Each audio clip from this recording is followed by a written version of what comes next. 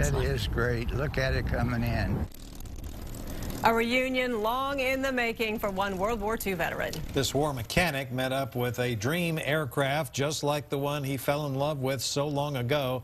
KXAN's Hill Country reporter Ignacio Garcia shares his story.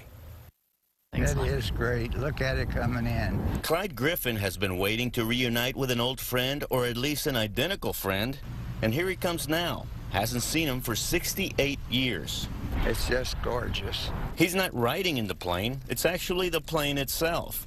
The P-51 Mustang, often referred to as the greatest fighter plane of all time, and he got to fly it at 21.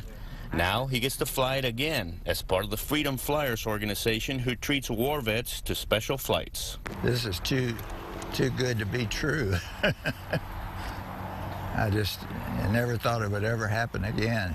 It was 1944. Clyde was stationed at the Army Air Corps B-17 Mechanics School in Amarillo when one day a Mustang similar to this one stopped by his shop. He asked if he could fly it, and he did. He went on an impromptu panhandle tour, making sure all the instruments and flight controls were running clean. 45 minutes later, all systems go, and off went his old friend. I remember taking that thing off and how beautiful it was just to take off and go on up and fly around.